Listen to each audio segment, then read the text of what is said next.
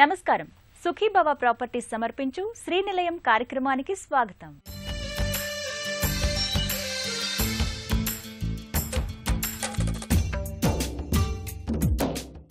ఇంటి నిర్మాణంలో వచ్చిన నూతన పోకడలు, ఇంటి ముస్తాబుకు సంబంధించిన తాజా విశేషాలు, స్థానిక సంస్థలు అందిస్తున్న సదుపాయాలు, గృహవాస్తులో ప్రేక్షకుల సందేహాలకు నిపుణులు ఇచ్చే సమాధానాలతో మీ ముందుకు వచ్చింది ఈ వారం శ్రీనిలయం. ఆశలకు అనుగుణంగా నిర్మించుకున్న ఇంటిని సరికొత్తగా రూపకల్పన చేసుకోవాలనుకుంటారు. ఇంటికి వచ్చిన అతిథులను ఇట్టే ఆకట్టుకునే విధంగా ఉండాలని ప్రతి ఒక్కరికి ఉంటుంది. అపార్ట్మెంటు, స్వతంత్ర గృహాలు, ఇల్లు ఏదైనా ఇంట్లో ఉన్న మిగులు స్థలాన్ని అందంగా ముస్తాబు చేసుకోవచ్చు. మరి ఈ నేపథ్యంలో ఇంట్లోని గదుల అలంకరణ, వాటి శైలులపై ప్రత్యేక కథనం మీకోసం శ్రీనిలయంలో.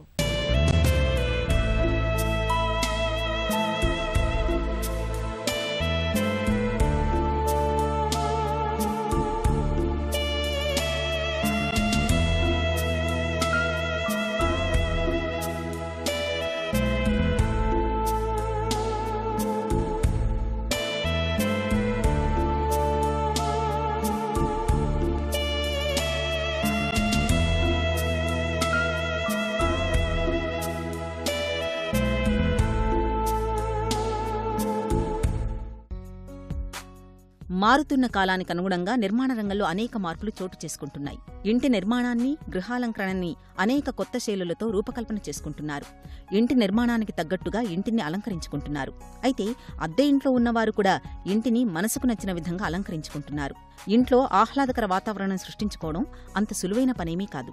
నిజం చెప్పాలంటే అనునిత్యం ఉరుకుల పరుగుల జీవితాన్ని గడిపే ఆధునిక మానవుడు తలదాచుకునేందుకు ఏదో ఒక ఇల్లంటూ ఉంటే సరిపోతుంది కదా అని అనుకుంటాడు. కానీ రోజంతా కార్యాలయాల్లో పనిచేసి అలసిపోయి వచ్చిన వారికి ఇల్లు చేరగానే సేద తీరేందుకు చక్కని ఆహ్లాదకర వాతావరణం ఉండడం ఎంతో అవసరం. ఇల్లు ఆకర్షణీయంగా, చూపరులను కట్టిపడేసేలా ఉండాలంటే ఇంటి అంతర్గత శోభలో ప్రత్యేకమైన శ్రద్ధ తీసుకోవాలి. ఎలాంటి నిర్మాణానికైనా అందమైన రూపాన్ని తీసుకురావడంలో ఇంటీరియర్ డిజైనర్లు ప్రముఖ పాత్ర పోషిస్తారు. ఇందులో ఇంటి గోడలకు వేసే రంగులతో పాటు ఇంటికి అమర్చే విద్యుత్ దీపాలు, ముఖద్వారాలు, కిటికీలు ముఖ్యమైనవి. వీటి విషయంలో ప్రత్యేక శ్రద్ధతో రూపకల్పన చేస్తారు. ఇక ఇంటి లోపల కళ తీసుకురావడంలో ఇంటీరియర్ పాత్ర చాలా ముఖ్యమైందని చెప్పవచ్చు. అలాగే ఇంట్లో ఏ గదిలో ఏ వస్తువు అవసరమో గుర్తించి ఆ వస్తువును మాత్రమే అందుబాటులో ఉంచడం మూలంగా గదిని మాటిమాటికి సర్దుకునే పని తప్పుతుంది.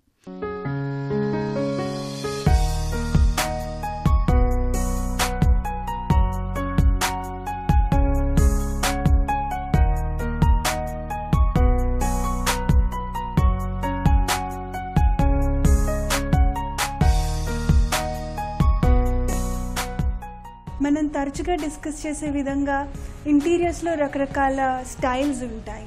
ఈ పర్టిక్యులర్ హౌస్కి వచ్చేసరికి మనం ఒక మిక్స్లో వెళ్ళామండి. క్లాసిక్ ప్లస్ కంటెంపరీని బ్లెండ్ చేసి ఒక వైవిధ్యమైన స్టైల్లో మనం ఇది డిజైన్ చేసాము. వీరి ఇంటీరియర్ డిజైన్ చేసినప్పుడు లేటెస్ట్ ట్రెండ్స్తో పాటు వారి ప్రొఫెషనల్ డీసెన్సీని, సోఫిస్టికేషన్ని దృష్టిలో పెట్టుకొని వారి అభిరుచికి తగ్గట్టు వాళ్ళ టేస్ట్కి రిఫ్లెక్ట్ చేస్తూ చాలా ప్రొఫెషనల్ ప్లస్ సోఫిస్టికేటెడ్గా ఇంటీరియర్స్ డెవలప్ చేశాము. సో ఆ రిఫ్లెక్షన్ కోసం ఎలాంటి మెటీరియల్స్ వాడాము, ఏ డీసెన్సీలో డెవలప్ చేశాము అన్నది మనం ఎవెన్చువలీ తెలుసుకుందాం.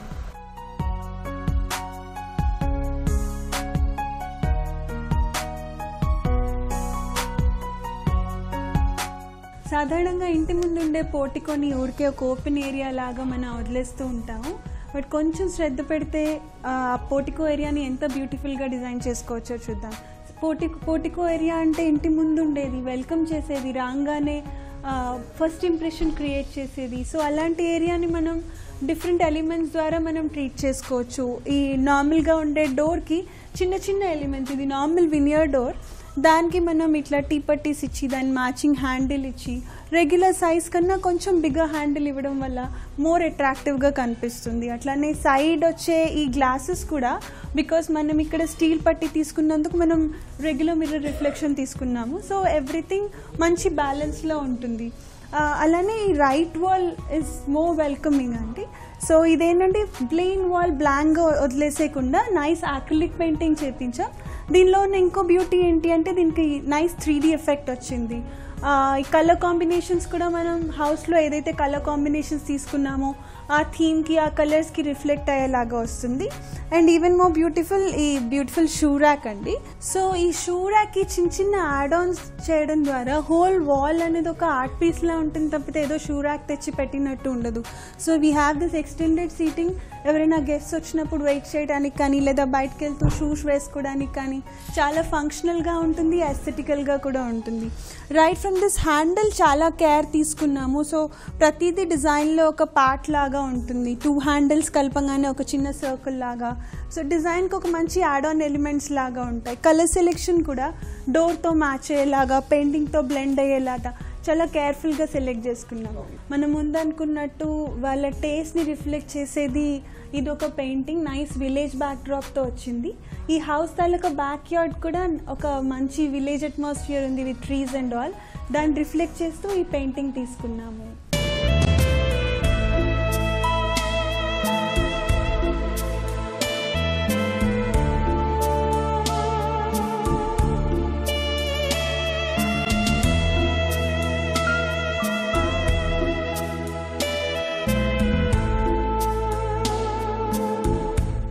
సొంత ఇల్లు అనేది ప్రతి ఒక్కరి కళ. సో అటువంటి కళే అందరిలాగానే మాకు ఉండేది. సో ఒక డూప్లెక్స్ హౌస్, విల్లా లాంటి ఇల్లు ఉండాలని డిసైడ్ చేసుకొని దానికి సంబంధించిన ఇంజనీర్ని పిలిపించి మాకు ఎలా కావాలో దాన్ని ఆ రకంగా డిజైన్ చేసుకోవడం జరిగింది. విశాలమైన హాలు, కింద ఒక బెడ్రూమ్, అటాచ్డ్ కిచెన్, పైకి ఫస్ట్ ఫ్లోర్కి వెళ్ళేసరికి ఒక 3 బెడ్రూమ్లు అనమాట. మేము ఎలా అయితే ఊహించుకున్నామో అటువంటి ప్లేస్ రావడం జరిగింది. ఇప్పుడున్న సిచ్యువేషన్ ప్రకారంగా మెయిన్ ఇంటికి అందంగాని ఏదైనా కానీ ఇంటీరియర్స్.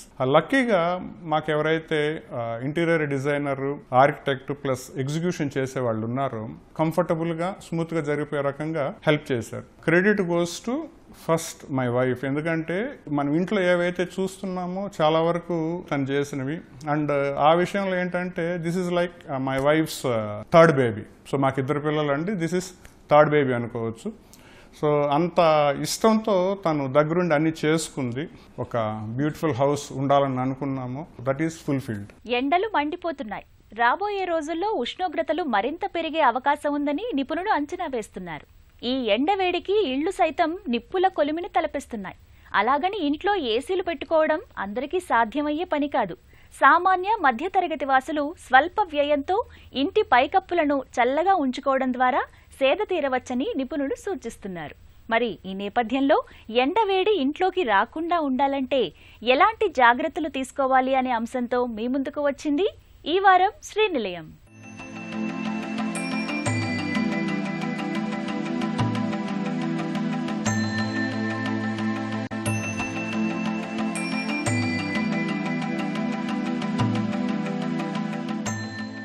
రోజురోజుకు పగటి ఉష్ణోగ్రతలు పెరుగుతున్నాయి. పనుల మీద బయటకు వెళ్లాలనుకునే వారి సంగతి ఇక చెప్పనక్కర్లేదు. అలాగే ఇంట్లో ఉన్నవారు వేడిని తట్టుకోవడానికి, వేడిగాలి ఇంట్లోకి రాకుండా చల్లగా ఉండటానికి తగు జాగ్రత్తలు తీసుకోవాలి. ఇందుకోసం కొన్ని చిట్కాలు పాటిస్తే ఇల్లును చల్లగా ఉంచుకోవచ్చు. ఇంటి పైకప్పు మీద అడ్డుకట్ట వేయాలి. ఇంకా డాబా మీద చక్కటి గార్డెన్ ఏర్పాటు చేసుకుంటే ఇంటి లోపల చల్లగా ఉంటుంది, చూడడానికి కూడా అందంగా ఉంటుంది. వేడిని నిరోధించడానికి నేడు మార్కెట్లో అనేక రకాల ఉత్పత్తులు దొరుకుతున్నాయి. ముఖ్యంగా సున్నం ఆధారిత హీట్ ప్రూఫ్ ఇన్సులేషన్స్ వాడితే సరిపోతుంది. అలాగే ఇంటి డాబా మీద ఏర్పాటు చేసుకునే సరికొత్త టైల్స్ అందుబాటులోనికి వచ్చాయి. వీటిని థర్మోటెక్ టైల్స్ అంటారు. ఇవి ఇంట్లోకి వేడి రాకుండా డాబా మీదనే అడ్డుకుంటాయి.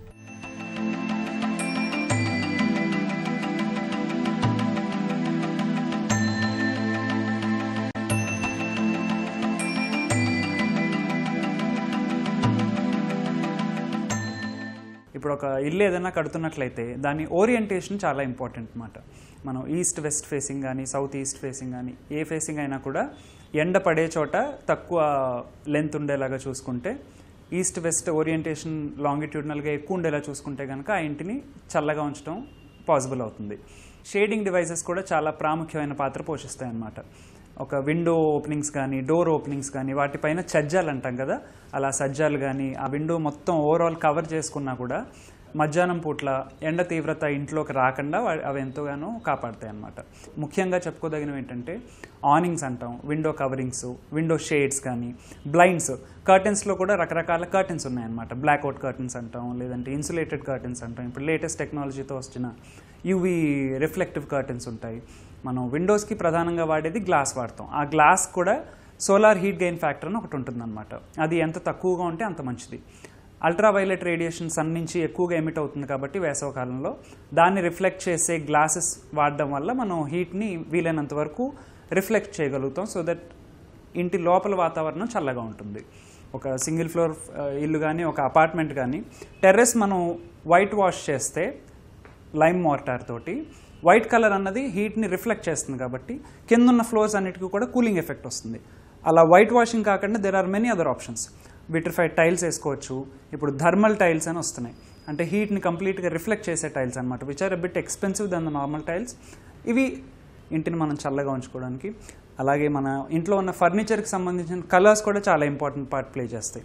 మన కర్టెన్స్కి ఏ కలర్స్ వాడతాం, అప్హోల్స్ట్రీ కానీ, సోఫా డ్రేప్స్ కానీ, కుషనింగ్ కానీ, అవన్నీ కూడా లైటర్ షేడ్స్లో వాడినట్టయితే మనకి హీట్ రిఫ్లెక్షన్ ఉంటుంది కాబట్టి ఇంటి వాతావరణం కూల్గా ఉంటుంది.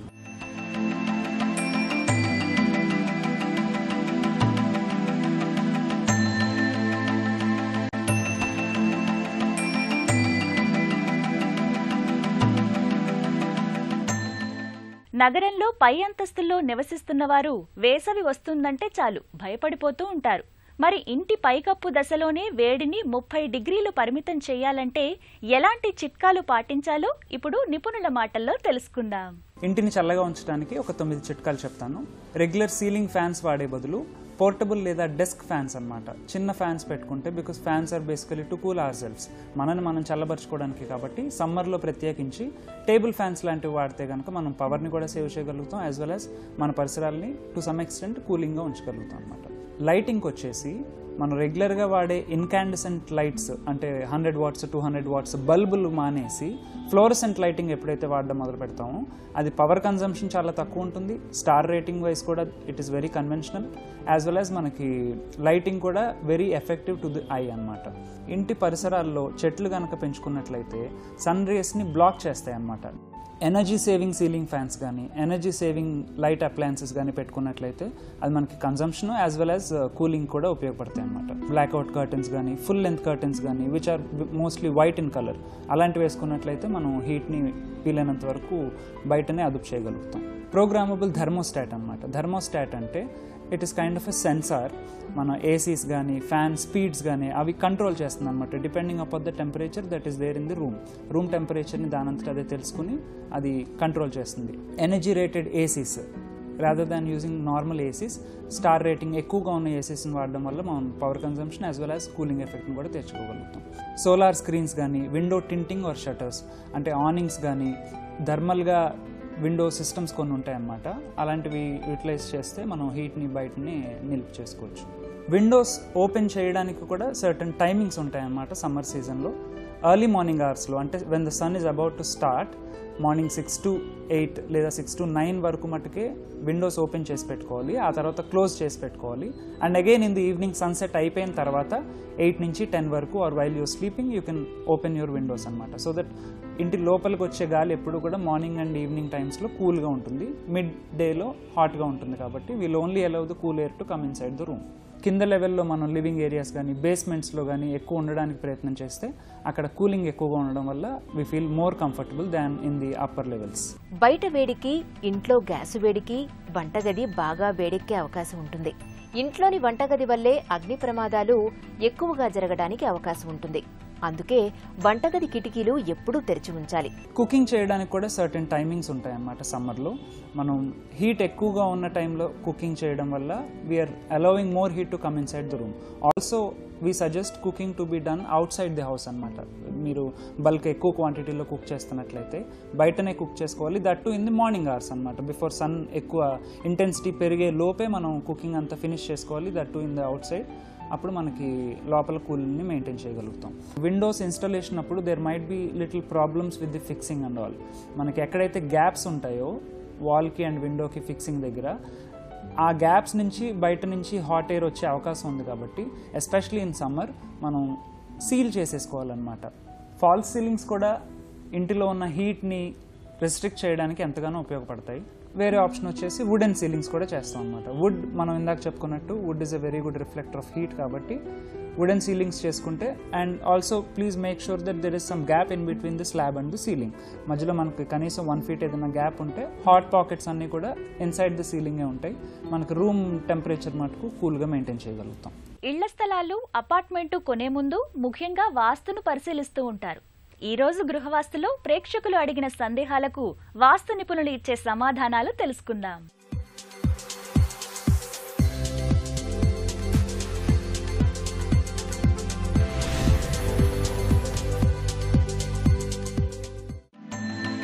ఈ ఉత్తరం నాగోలు నుంచి శ్రావణి రాస్తున్నారు.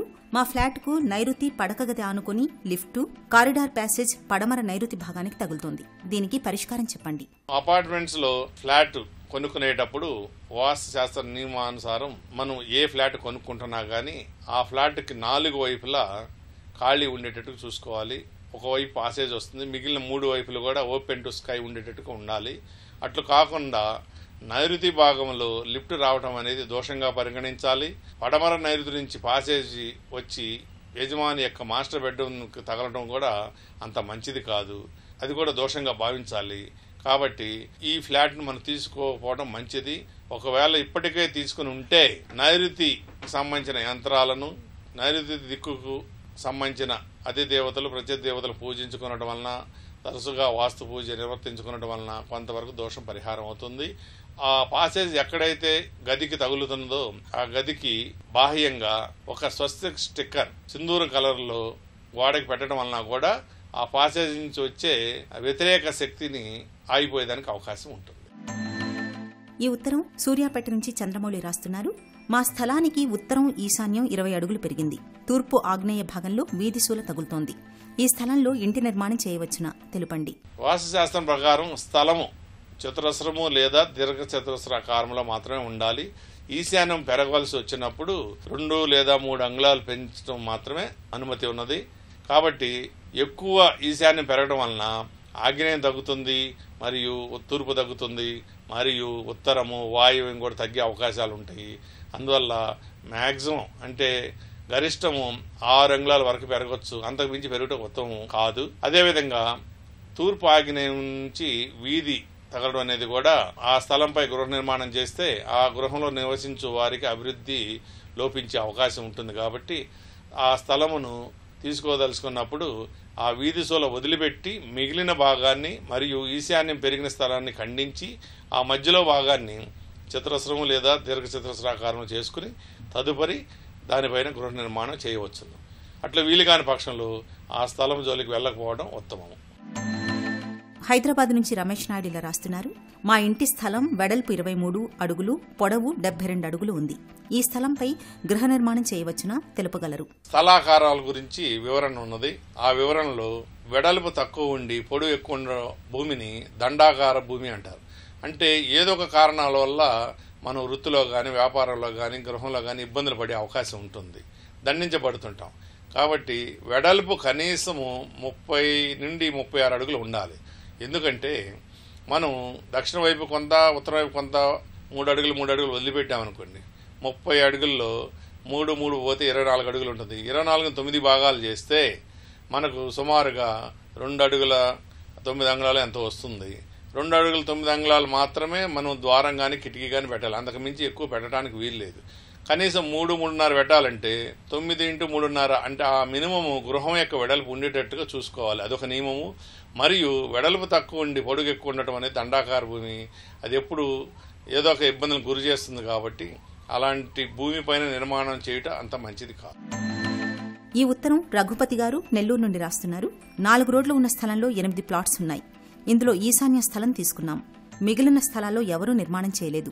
మేము ఇంటి నిర్మాణం మొదలు పెట్టవచ్చా తెలుపగలరు. ఈశాన్యము స్థలం తీసుకునటం అనేది చాలా ఉత్తమమైనది. కానీ మీరు గృహ నిర్మాణము దక్షిణ వైపు కానీ పడమర వైపు కానీ ఒకరు నిర్మాణం చేసిన తర్వాత మీరు గృహ నిర్మాణం చేయాలి. అట్లా కాకుండా మీరు గృహ నిర్మాణం చేస్తే అది పెద్ద దోషంగా భావించాల్సి వస్తుంది వాస్తుశాస్త్రాన్ని అనుసరించి. ఎందుకంటే ఆ 8 బ్లాకులు కలిపి ఒక స్థలంగా మనం పరిగణించుకున్నప్పుడు ఆ స్థలం మొత్తంలో మీరు ఈశాన్య భాగంలో మాత్రమే నిర్మాణం చేస్తున్నారు. మనం ఒక స్థలంపై నిర్మాణం చేయాలంటే నైరుతి నుంచి నిర్మాణం చేసుకుంటూ వస్తాం, ఈశాన్యంలో ఖాళీ ఉంచుతాం. కానీ 8 బ్లాకులను ఒకే ప్లాట్గా కన్సిడర్ చేసినప్పుడు ఈశాన్యంలో గృహ నిర్మాణం అనేది నిషేధము, మంచిది కాదు, యజమానురాలకు అంత ఉత్తమం అనేది కాదు. కాబట్టి దక్షిణ వైపు కానీ పడమర వైపు కానీ ఒకరు నిర్మాణం చేసిన తర్వాత మీరు గృహ నిర్మాణం చేయడం ఉత్తమము.